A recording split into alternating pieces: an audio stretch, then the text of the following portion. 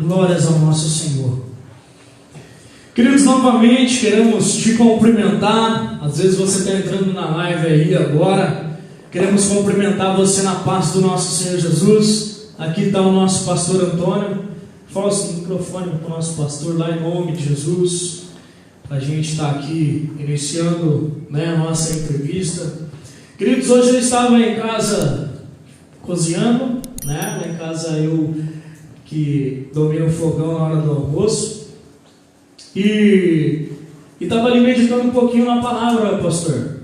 E estava pensando um pouquinho sobre a palavra resiliência, E logo veio na minha cabeça aquela história do bambu chinês. Acho que o senhor já deve ter ouvido, dessa história já ou não? Sim. A gente sabe que o bambu chinês ele é plantado e ele cresce, pastor, no primeiro ano? Não, jamais. Leva 5 anos para o bambu chinês ele começar a crescer para cima. Durante esses 5 anos, queridos, a história vai dizer, ou a ciência vai dizer que o bambu chinês ele se aprofunda, para dentro da terra. E ali ele vai criando uma certa resistência, uma profundidade. E quando ele começa a crescer para cima, automaticamente, quando vem os ventos, quando vem a tempestade, esse bambu ele não declina, ele não quebra, ele é forte.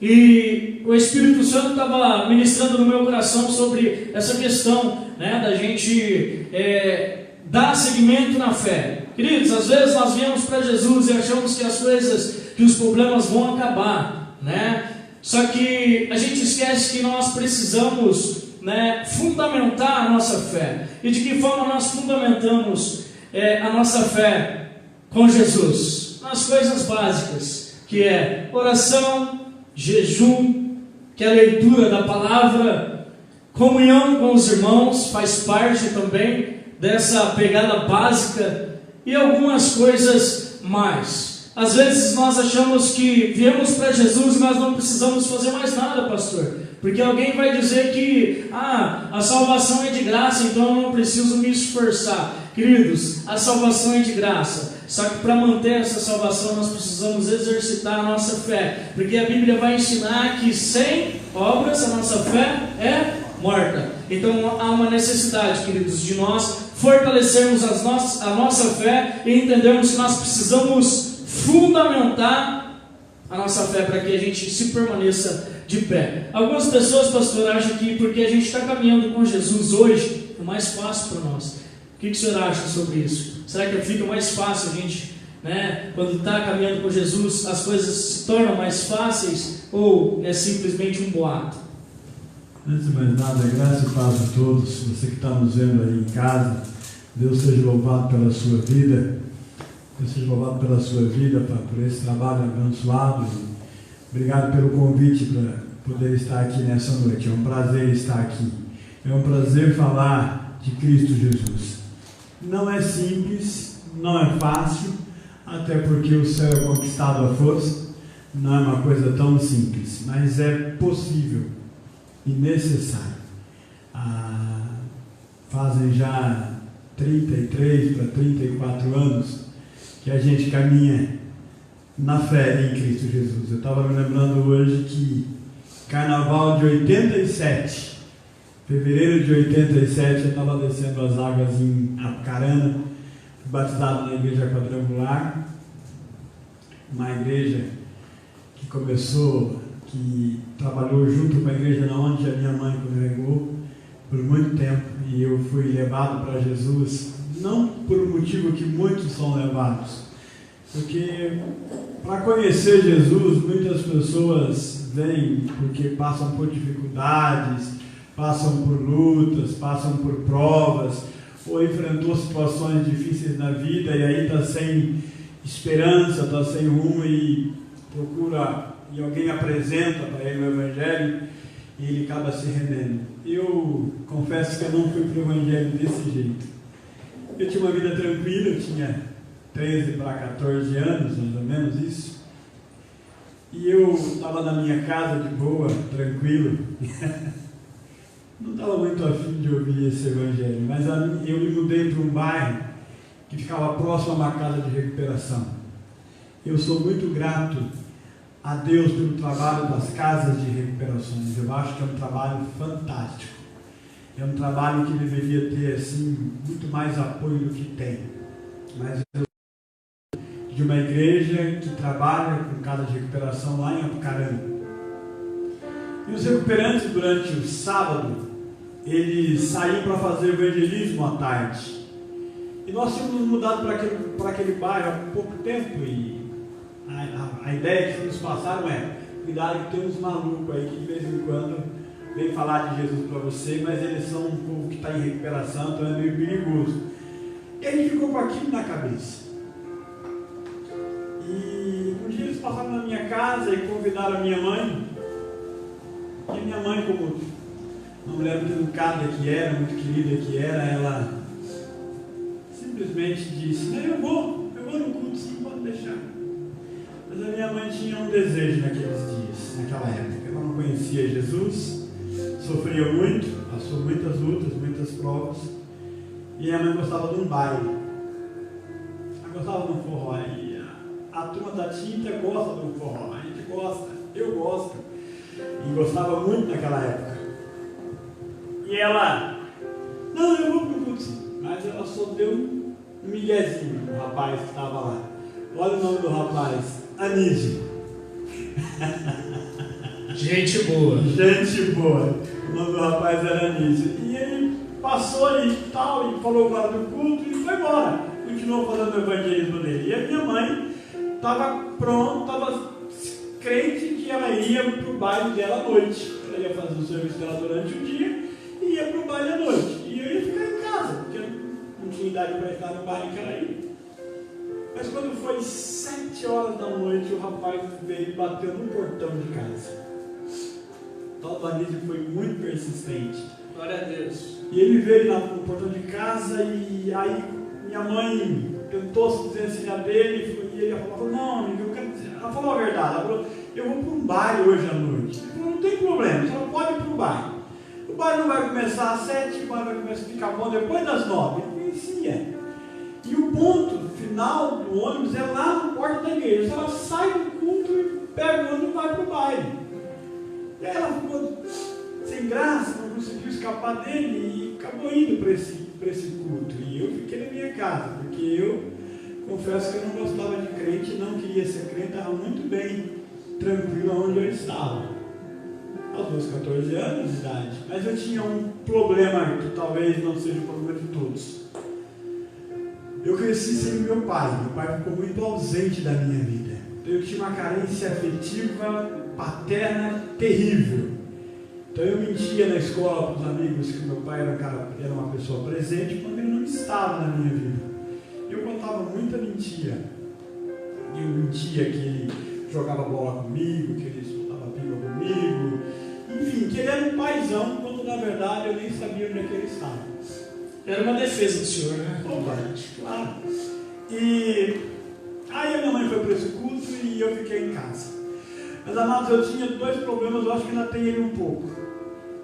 Eu não sei se eu era muito medroso.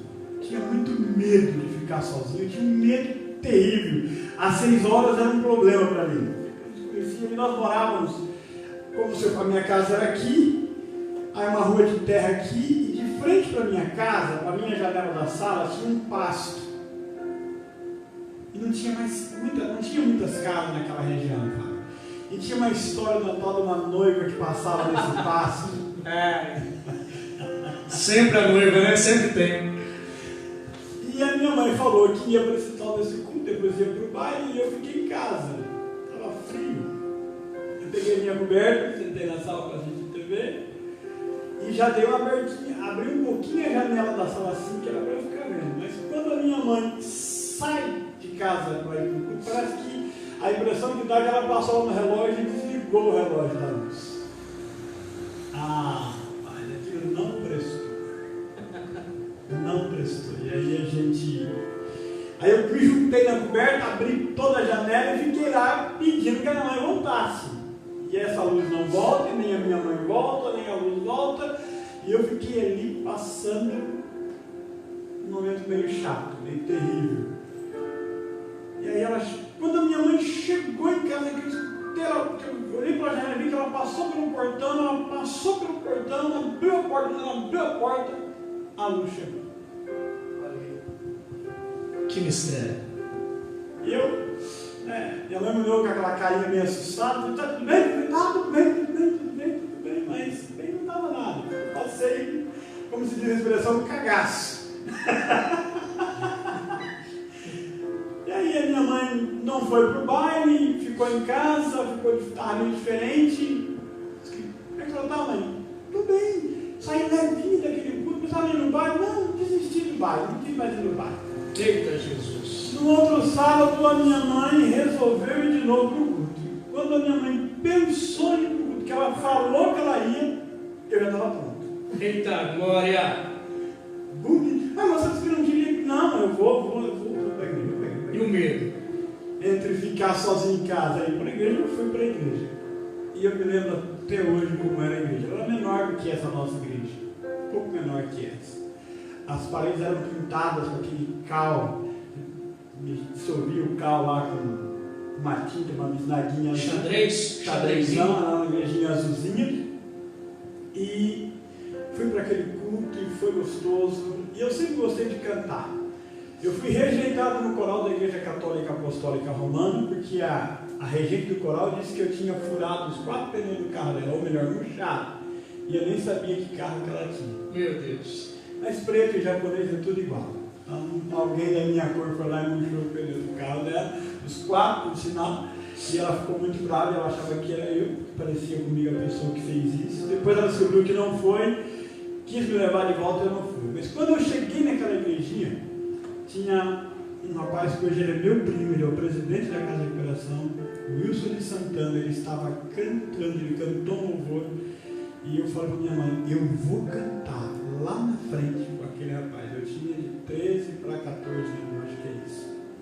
Isso foi por volta de outubro de 86. Em fevereiro de 87 eu me batizei.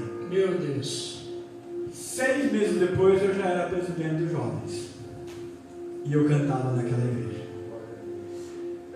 Foram os melhores dias, a melhor decisão da minha vida, porque todo o vazio paternal que eu tive na minha vida foi preenchido pela presença desse Deus que não falha, que não chega atrasado, que não te abandona, que não te esquece, que te ouve quando ninguém mais pode te ouvir. Glória a Deus. E que eu não tenho, já disse, se eu encontrasse algo melhor que substituísse aquilo que Deus é na minha vida, eu trocaria. Mas já fazem 33 anos e eu não achei nada que conseguisse ficar no lugar dele, ou que fosse maior do que ele. E nesses 33 anos servindo ao Senhor, andando com ele, caminhando, as únicas coisas que me mantêm firme até aqui eram as exigências que a minha mãe fazia comigo e que eu faço hoje com todo mundo. Que é que você seja um crente fiel a Deus, que você leia a Bíblia, que você ore, que você se consagre, que você guarde a sua vida. A minha mãe vivia falando isso para mim. A minha mãe tinha uma situação com ela que era assim: se eu estivesse saindo de casa para ir para algum lugar, eu estava entrando, às vezes estava chegando no carro, ela falou: você já orou? Eu falei: mãe, não dá tempo, estou atrasada. Ela falou: então você não vai sair daqui da garagem com esse carro sem você voltar lá dentro e orar. E ela tinha 1 metro e pouco, ela não era uma mulher muito grande como eu sou, ela era baixinha, mas ela tinha uma autoridade muito grande, e não adiantava você querer discutir com ela. Ela impunha o seu respeito. Então às vezes eu cansei de voltar para dentro de casa sem querer orar, ir lá orar meio que na marra, mas para depois poder sair, porque ela falou assim: você não vai sair daí de dentro do carro se você não orar. Amados, e hoje, aos 47 anos, pertinho dos 48, são essas coisas que me fazem permanecer na caminhada por onde eu permaneço. Eu sou fruto de uma mulher que orava muito. Amém. De pouca leitura, mas que lia a Bíblia todos os dias. Que fazia um X grande na Bíblia dela para marcar o versículo que ela gostava mais, que mais falava com ela. E que gostava de orar. Que aprendeu a orar, que aprendeu a buscar o Senhor, que aprendeu a cobrar isso de mim e me fazer ter prazer em orar e a ter tempo de oração com ela. Então, as coisas que nos mantêm firmes não são grandes coisas, são pequenas coisas. Eu falo que 3 coisas mantêm o cristão firme: leitura da palavra, oração e jejum. Não tem outro segredo. Eu sou fruto disso, eu vim de uma igreja que orava muito, a gente orava muito mais na nossa juventude. E eu acho que os jovens hoje precisam orar mais, precisam gostar disso, porque são os remédios da alma, são os remédios do coração. Então eu aprendi nessa caminhada e até hoje eu não sei fazer outra coisa. Quando a coisa aperta, quando você não tem resposta de ninguém, quando ninguém pode te ajudar, quando você não tem saída para lugar algum, que você vai lá para o teu canto da oração. Cada um tem o seu lugar de orar. Eu tenho na minha casa os meus lugares de oração, mas eu tenho 2. Um é no escritório da minha casa e o outro é na sala. Quando o bicho pega, quando o céu fica de bronze, quando a minha alma está pequena, é lá que eu vou ter a minha conversa com o Papai do Céu. Então eu sei que a juventude da nossa vida nós precisamos. Eu não seria quem eu sou se não fosse através da vida cristã. Amém. Dessa vida de oração, dessa vida de busca. Não é porque eu sou pastor hoje, até porque eu não pedi para ser pastor, não estava no meu projeto ser pastor. Deus me colocou nessa história. Ele já me pegou lá na curva e não teve como escapar dele. Porque você pode escapar de todo mundo, mas você não escapa daquilo que Deus tem. Porque a vontade dele é boa, perfeita e agradável. E ela se cumpre. Sabe, eu não tenho grandes ambições na vida. Mas uma coisa eu tenho: a alegria de poder dizer: eu sei que Deus é real, que Deus é verdadeiro. Você pode tirar todas as mais de 20 Bíblias que tem lá em casa. Eu não tenho poucas não, várias Bíblias de estudo, mais de 1000 livros na minha casa. Pode tirar tudo isso. Mas o que eu já vivi com Jesus nessa pele, nessa minha vida, não troco. Amém. Nenhuma das formações que a gente já alcançou nessa terra me fizeram cristão. Eu não sou pastor pela faculdade de teologia, eu não sou pastor pelo mestrado que a gente já fez, pela pós-graduação que a gente já fez, não, nada disso.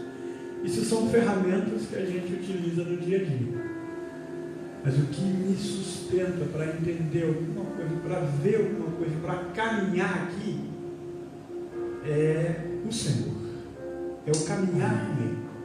É o andar com Ele. Então você pode tirar todos esses rótulos que as pessoas gostam de colocar para a gente, e todas as coisas que eu já li, tudo que eu já... Não. Mas o que eu vivi do Senhor que me visitou na minha necessidade, na minha fraqueza, na minha angústia, na minha dor, não tem como eu negar que Ele é real e que Ele é presencial. Não tem como negar isso. Não tem jeito. Você poderia negar muita coisa, poderia falar muito, mas eu não posso negar que o meu Senhor é real, verdadeiro e que visita e que sustenta e que capacita cada um na medida que você vai caminhando com Ele no seu dia a dia. Não sei tudo, sou necessitado dessa graça todo dia, sou necessitado da presença, mas eu sei que eu não conseguiria fazer nada do que eu sou e nem chegar onde eu já cheguei, se é que já cheguei em algum lugar, que eu acho que não cheguei ainda. Mas sem Jesus não dá, não tem como. Não tem nada que eu possa atribuir que foi feito por causa da minha capacidade humana. Nada. Glória a Deus. A gente, olhando, né, para o testemunho do início da caminhada do pastor Antônio, teve alguém muito importante, né, nesse deslocamento dele. Foi a mamãe, né? Ela era uma guerreira. Às vezes nós, como pais, né, mães, temos o nosso filho perturbado, né, sendo influenciado pela ideologia satânica que é infiltrada na mente da molecada hoje. E a gente se pega num desespero, né? A gente se pega num desespero achando que tudo acabou, que o nosso filho, a nossa filha já não tem mais jeito, né? Infelizmente a droga o agarrou de uma forma, né, intensa, e faz com que às vezes esse jovem fica tão aprofundado, né, nas drogas que não tem mais força de olhar para a aurora do dia. Ou uma jovem que entra às vezes na prostituição, né, na vida da lascívia, se entregando jovem, se entregando, né, em tantas coisas que, entre aspas, satisfaz os desejos carnais que existem no ser humano. E nós, como pais e mães, temos uma grande responsabilidade de orar pelos nossos filhos. E olhando para o testemunho do pastor Antônio, isso foi a causa de que ele viesse de alguma forma ser atraído para a glória de Deus. Ele foi pelo medo, né? Sentiu medo. Outros foi de alguma outra forma. Às vezes você está aí se prendendo de alguma forma, achando que nunca vai, né, ser alguma coisa, nunca vai dar para nada. É só que quando Jesus tem um plano, Ele cumpre este plano. Independente da situação que nós estivermos passando, Jesus ele vai ocasionar alguma coisa para que eu e você venhamos ser fisgados. E não para viver uma vida forçada, né, pastor, para Jesus. Porque, queridos, quando eu vejo o pastor falando que a mãe dele, né, era a lixa, que o perseguia para que ele viesse estar orando, ela simplesmente estava trazendo para ele a oportunidade dele criar o seu caráter. Então, queridos, às vezes Deus vai permitir que nós passamos por algumas situações, né, pastor, algumas dificuldades. Aí nós entramos no mérito do bambu chinês novamente. A dificuldade da vida. Às vezes você está passando por uma labuta tão grande. A gente se depara com pessoas, né, pastor? Está tão difícil, eu não consigo, eu não vou suportar. Infelizmente, meu marido saiu de casa, foi morar com outra. Ou meu filho entrou nas drogas e abandonou minha casa. Ou está acontecendo, né, perdeu o emprego e não sabe o que vai fazer, não sabe o que vai pôr de alimento na sua casa. Desesperado de alguma forma. Eu quero dizer para você, para nós, que é uma oportunidade que Deus está nos dando para parar tudo o que estamos fazendo. É entender que Ele quer trabalhar na nossa vida. Porque, queridos, na bonança, como Salomão vai dizer, que é melhor nós estarmos na casa onde há luto do que onde há festa. Porque onde há luto, nós refletimos sobre a vida. E onde há festa, é devassidão. Infelizmente a gente vive de uma forma tranquila, sossegada. E Jesus diz, né, pastor, que Ele não veio trazer paz, mas veio trazer espada. É uma luta. O pastor disse no início que o céu ganha força. E, queridos, precisamos ter entusiasmo, sair da nossa zona de conforto, né, pastor? Eu buscar as coisas simples, assim como o pastor veio nos ensinar nesta noite, falando sobre as coisas básicas da fé, que é a oração, que é a leitura bíblica e que é o jejum. Coisas que parecem simples, mas quando nós entramos no âmbito espiritual, se torna uma guerra. E uma guerra que parece ser infindável. Só que o lindo dessa guerra é que nós temos um general que se chama Jesus Cristo de Nazaré. Nós temos o pastor Antônio como nosso pastor. Às vezes as pessoas falam assim: por que você não vai congregar em outra igreja?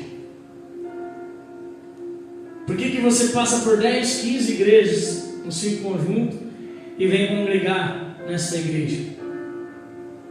Porque a gente cria um vínculo, a gente tem os membros dessa igreja, a igreja como si, uma família.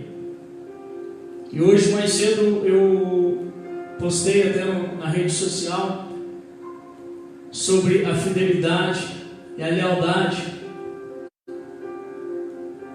E às vezes nós esquecemos que é isso, né? Estamos vivendo um tempo que a fidelidade tem sido posta na gaveta, a lealdade também. Nós não estamos entendendo a mensagem que Cristo nos dá. E nós olhamos aqui para o pastor Antônio, ele não chegou ainda, né, nessa parte, como um pastor.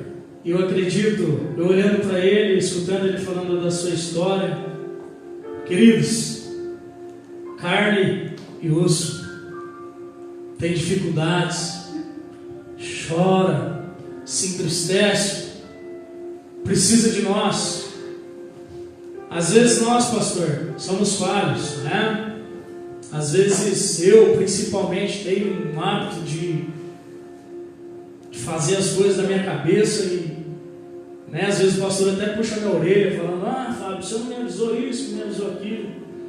E a gente acaba ficando devendo para os nossos líderes. E saiba que o Senhor tem alguém que ora pela sua vida, tá? Alguém que te ama. Às vezes dá umas criticadas meia construtiva, às vezes pode ser até destrutiva, que às vezes nós falamos algumas coisas demais. Mas tem alguém aqui que te ama e espera sempre que o Senhor prospere, tanto na vida espiritual quanto na vida física, na saúde, material. E nós agradecemos a Deus pela vida do Senhor. Agradecemos a Deus pela sua família, independente, né? Às vezes nós temos os nossos momentos de crise e que às vezes nos expressamos mal. Mas eu estou aqui nessa igreja hoje porque é uma igreja de Deus. Às vezes, queridos, você está vendo isso que está acontecendo aqui hoje. O que eu acho incrível aqui neste lugar, que o pastor, ele não é aquele pastor que impede de que outros se apareçam em vez dele. Isso é lindo, né? É algo maravilhoso na vida do nosso pastor, porque nós sabemos que em outras igrejas, né, que a gente conhece, alguém se destaca e se torna um obstáculo. Eu agradeço a Deus porque nós temos oportunidade de trabalhar, de glorificar o nome do Senhor por meio deste lugar. E eu peço para que Deus fortaleça as nossas vidas, tanto a minha vida como a vida do pastor Antônio, como os músicos que aqui estão, os membros dessa igreja, que nós possamos ser um com Cristo. E o Senhor é um exemplo para nós. O Senhor é alguém que nos ajuda, que puxa a orelha, né? Chama a nossa atenção. E é um prazer mesmo congregar numa igreja a qual o Senhor também, né, é o nosso irmão em Cristo Jesus. Pastor, temos mais 5 minutos, 7 minutos. E eu queria que o Senhor viesse falar para a gente como foi o chamado do Senhor para ser pastor. Bem rápido para nós finalizarmos, em nome de Jesus. Queridos, eu sei que o tempo é curto, mas é tudo para a glória do Senhor. Amém? Amém. Bem, eu me mudei para Londrina depois que a minha mãe faleceu em Apucarana, em 2002. Em março de 2002 eu cheguei aqui. E eu confesso que em março, quando eu cheguei aqui, eu não queria mais saber de igreja. Eu amava Jesus e continuo amando, mas eu não queria mais a igreja. Mas a gente brincar aqui, nessa grama nossa, tinha um voleibol. Não sei se o Fausto lembra disso. Toda tarde de sábado, isso aqui era cheio de gente brincando de vôlei. A gente esticava uma rede ali. E eu confesso que eu era fascinado por voleibol. Eu gostava demais da conta, é o meu esporte do coração. E aí eu comecei a brincar aqui, comecei a brincar lá perto da quadra e tal. E o pastor José morava aqui. E a gente foi fazendo amizade, ele foi conversando comigo e ele falou, ó, pastor, volta. Ele não me chamava de pastor, me chamava de Neguinho. Ô Neguinho, vem aí, Neguinho. Ele falou, não, eu não vou ir no culto não, pastor. Não quero saber de culto não. Só eu vou vir jogar aqui e o máximo que eu posso fazer isso. Aí ele me perguntou o que eu queria fazer. Ele falou, eu gosto muito de teologia. E se eu pudesse na faculdade de teologia, eu queria fazer. Você quer fazer? Eu falei, quero. Aí ele conseguiu lá mexer os pauzinhos dele, conseguiu uma bolsa para mim lá na Unifil. Entrei na Unifil, fiz a faculdade, comecei a faculdade, continuei brincando aqui, mas não vinha para o culto. Aí depois, com muito custo, eu comecei a vir na escola dominical. E sentava lá no fundo, perto onde estava a Vanessa, mais ou menos por ali, aqueles bancos muito macios aqui, meu Deus, duro, o que era aquilo? Peguei um pouquinho de seguro. E aí eu ficava ali, e aí começou, e a conversa vai, e as perguntas correm na escola dominical. Quando eu pensei que não, eu estava por aqui. Aí fui presidente de jovens, fui tesoureiro dessa igreja, fui diácono, fui presbítero, e continuamos estudando, até que um dia, quase próximo de me formar, nós abrimos a igreja em 2004, abrimos a igreja no Romano, por volta de 2007, precisava de alguém para cuidar lá. Daí o pessoal a igreja estava pronta, ela estava funcionando. Aí ele falou, eu me sujeito a ficar cuidando lá e ajudo lá. Se puder ajudar, eu ajudo lá. E tive meu trabalho secular. E o pastor José foi fazer uma viagem para Minas Gerais e depois ele não voltou mais. E quando ele voltou, ele falou, olha, eu estou indo embora, você vai ficar aqui. Estava próximo de me formar, eu formava em 2000, eu me formei em 2006, eu terminei a faculdade, em 2007 eu me formei, em 2007 eu me casei, e em 2008 eu fui ordenado pastor aqui. Eu fui ordenado meio que no susto. É susto para mim.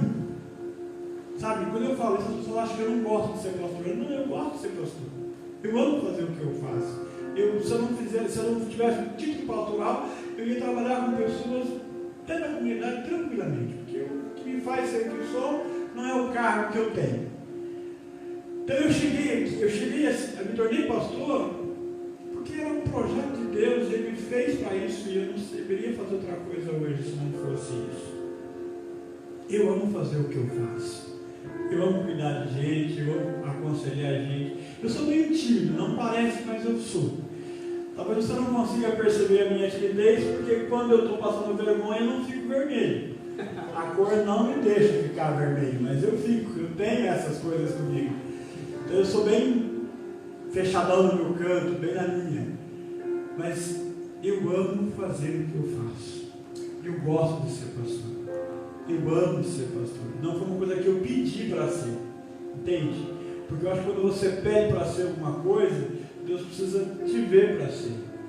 Agora, quando Deus te escolhe, você não tem como dizer não para Ele. E para Deus não se consegue dizer não. Você vai fazer o que Deus quer, na hora que Ele te chamar, você vai estar lá e vai servir. Eu amo fazer isso. Eu enfrento muitos preconceitos, a gente enfrenta muita coisa. Irmãos, ter esse tom de pele, ser negro, não é fácil. Nós estamos agora há pouco dias aí falando um monte de gente falando sobre racismo e tudo mais. E eu já enfrentei muita coisa. A gente enfrenta piadas, a gente enfrenta brincadeiras, tem hora que sem graça, de mau gosto. As pessoas ficam te olhando quando você entra numa loja, achando que você vai roubar porque você está ali, vendo aquele negão que não sabe o que ele está fazendo. E como pastor também você enfrenta preconceitos. Pensa que não, a gente enfrenta discriminação por ser pastor de igrejas menores, você enfrenta discriminação por ser pastor e por ser negro, então você fica numa luta. Mas eu não tenho muito problema. Eu já tive lá na minha adolescência muito problema com a minha cor, Hoje eu sou alguém muito bem resolvido, eu me amo com o que eu sou, com o que Deus fez, eu amo ser preto, eu amo meu corpinho por enquanto, ele pode melhorar? Pode. Eu posso emagrecer? Posso, preciso. Senão eu não vou ficar muito tempo na face da terra, né? Mas eu gosto do que Deus fez, porque Deus não errou em mim. Não tem nada que aconteça comigo que é um erro. Eu sou obra de um Deus perfeito. Eu estou fazendo o que Ele quer que eu faça. O dia que Ele falar não faça mais, é mentira. Já tentaram, mentira, mas não consigo. Então, enquanto Ele me manda estiver por aqui, eu estou por aqui. Mas um dia eu vou deixar de fazer alguma coisa, ou vou deixar o que estou fazendo. Mas é Ele quem coloca e é Ele quem tira. Amém. Ser pastor é algo de Deus na minha vida, não é algo do Antônio na vida dele, é algo do Senhor na minha vida. E eu fazer o que faço, gosto disso. Não sei se sei ser pastor, mas eu gosto. Outro dia o senhor falou uma palavra, a gente grava, né? A gente sabe dessa palavra, mas a última vez que eu ouvi foi da boca do pastor Antônio. Que Deus, Ele não chama os capacitados, né? Mas Ele capacita, né, os chamados, os escolhidos, né? E é isso que Deus faz. A gente não entende às vezes, né, o mover de Deus, os planos de Deus. E hoje eu falei para uma pessoa, e isso é real, é bíblico, que antes, né, de nós planejarmos algo, este algo já está no coração de Deus. Então Deus, Ele simplesmente transparece para nós e Ele aparece, e aí vemos o que Deus está fazendo. Então, queridos, tudo está nos planos de Deus, tudo está nos projetos de Deus. Exatamente, nenhum plano de Deus é frustrado e nunca nós vamos conseguir pegar Deus de surpresa. Nenhum ato nosso pegou Deus de surpresa. Todas as coisas são feitas debaixo da vontade soberana dele. Ele é Senhor de todas as coisas, sabe todas as coisas. E então, a gente é pego de surpresa, mas Deus não. Amém. Queridos, estamos chegando no final dessa nossa live. Espero que Deus possa ter falado aos nossos corações, ao meu coração. Deus falou, porque revive e vivifica o nosso espírito por meio do testemunho. Quero agradecer você que está aí na sua casa, que nos acompanhou até agora, você que vai nos acompanhar. Eu quero agradecer a Deus pela sua vida. Quero agradecer a Deus pela vida do pastor Antônio. Muito obrigado, pastor, por este momento maravilhoso. Eu sou grato pelo convite, sou grato pela acolhida e espero que tenha sido para abençoar. O motivo de estarmos aqui é para abençoar mesmo e saber que tudo é possível ao que crê. Amém. Nenhum dos teus sonhos, nenhum dos teus planos, nenhum dos teus projetos ele vai ser frustrado. Em Deus você faz proezas. Eu sou fruto dessa misericórdia, dessa graça, desse Deus que provê e que sustenta. Estar aqui hoje sendo entrevistado pelo Fabião é obra dele, graça dele. E eu agradeço pelo convite, viu? Que Deus abençoe, que Deus continue usando a tua vida e desse ministério em nome de Jesus. Em nome de Jesus. Quero agradecer aos músicos que aqui estão, a Flávia, que Deus te abençoe, a Vanessa, que Deus abençoe você que está na sua casa. Semana que vem, sexta-feira, às 20 horas da noite, a gente vai estar aqui novamente. Vamos estar com o Luiz Carlos, né, um homem de Deus também. Vai estar testemunhando um pouquinho da sua vida, falando um pouquinho do seu passado, falando um pouquinho da sua caminhada com Cristo. E te espero sexta-feira que vem, em nome de Jesus. Amém, queridos? Estamos finalizando e que você fique na paz do nosso Deus Santo e maravilhoso. Eu vou terminar cantando a canção que eu aprendi quando eu cheguei aqui, que marcou a minha vida e que eu não posso deixar de cantar ela, porque ela faz parte de uma história linda. Meu coração está em ti. Aleluia! Gostamos?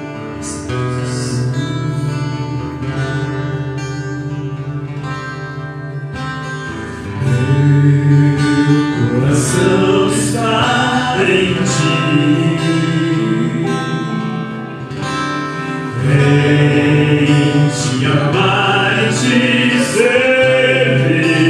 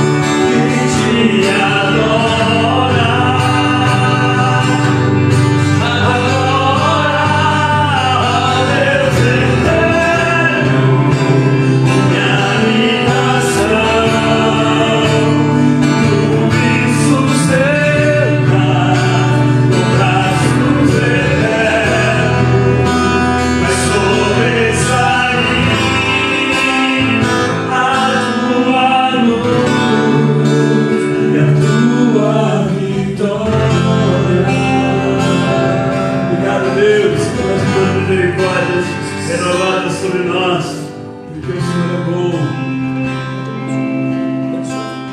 Pai, nós somos gratos a Ti por esta noite. Obrigado, meu Deus, por esse tempo, por esta live. Pedimos a Tua bênção, meu Pai, sobre as nossas vidas que estamos aqui nessa noite. Nós também pedimos a Tua bênção sobre os Teus filhos que estão agora em casa, participando conosco.